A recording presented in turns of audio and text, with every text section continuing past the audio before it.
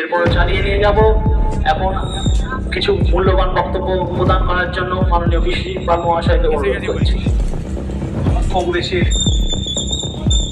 উদ্যোগে রক্তদান শিবিরকে সাফল্যমণ্ডিত করে তুলুন।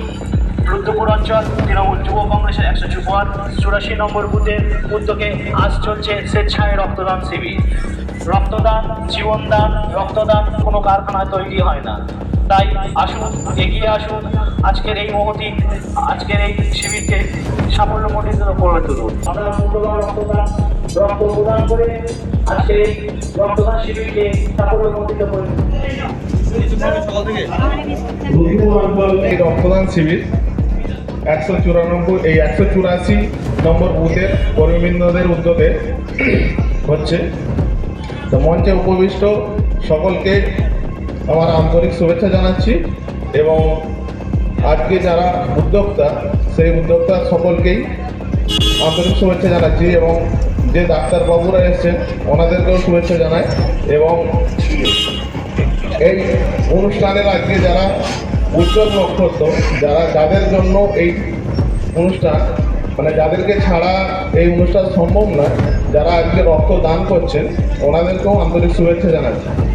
তার সাথে সাথে একটা ক্ষমাও চেয়ে নিচ্ছি, কেন এই মাধ্যমিক পরীক্ষা চলাকালীন একটা মাইক্রোফোন মাইক লাগিয়ে যে অনুষ্ঠান হচ্ছে সেটা ঠিক না। তো মাইকটাকে যাতে আস্তে করে রাখা হয় সেটা খুব ভালো হয়। আর রক্তদান নিয়ে নতুন করে কিছু বলার নেই, কেন আজকে দিনে রক্তদানের জন্য কাউকে বোঝাতে হয় না। রক্তদান তো একটা খুব ভালো জিনিস।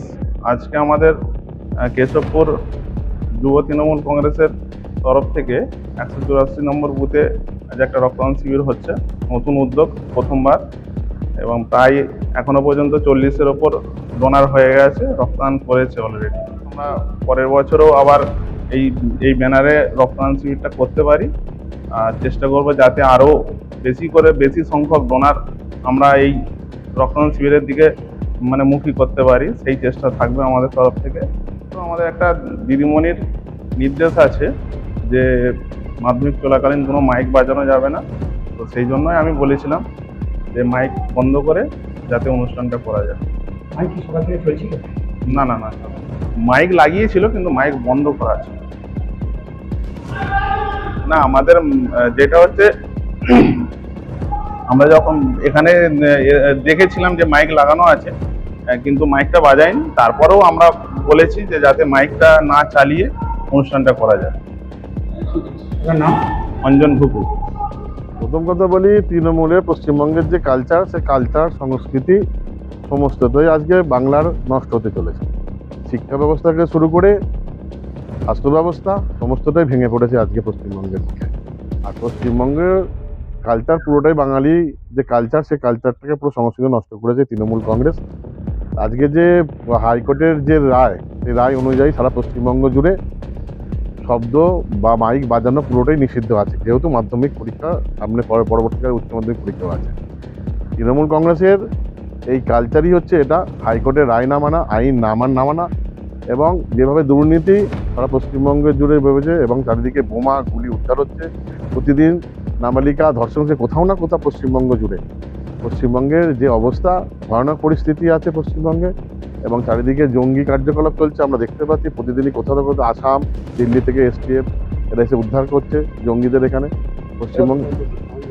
পঞ্চায়েতের প্রধান অঞ্জন ঘুঘু ওখানকার পঞ্চায়েত, রুদ্রপুর অঞ্চলের পঞ্চায়েত প্রধান, উনি মঞ্চে বক্তব্য করছেন। এদের বলার মতো কিছু নেই, মিনিমাম সেন্সটুকু যদি এদের থাকতো তারা আজকের দিনে এই জিনিসটা করতো না। কারণ যে সকল মাধ্যমিক পরীক্ষার্থী পরীক্ষা দিচ্ছে এবং তার সামনেই কিছুটা দূরেই চারিদিকে স্কুল আছে, সেখানে সিট পড়েছে, এবং অবলমোল্লা বলতে সারা রুদ্রপুর অঞ্চল জুড়ে মাইক দেওয়া হয়েছে। পশ্চিমবঙ্গের এই যে তৃণমূলী প্রশাসন নিশ্চুপ, প্রশাসন নীরব দর্শক। আমার অবাক লাগে প্রশাসন কী করে এইসব জিনিসের পারমিশন দেয়। যারাই রক্ষক তারাই আজকে পক্ষকে পরিণত হয়েছে বাংলার বুকে। আপনার নাম? আমার নাম বিশ্বজিৎ মণ্ডল, জগৎবল্লভপুর 4 নম্বর জেনারেল সেক্রেটারি, ভারতীয় জনতা পার্টি।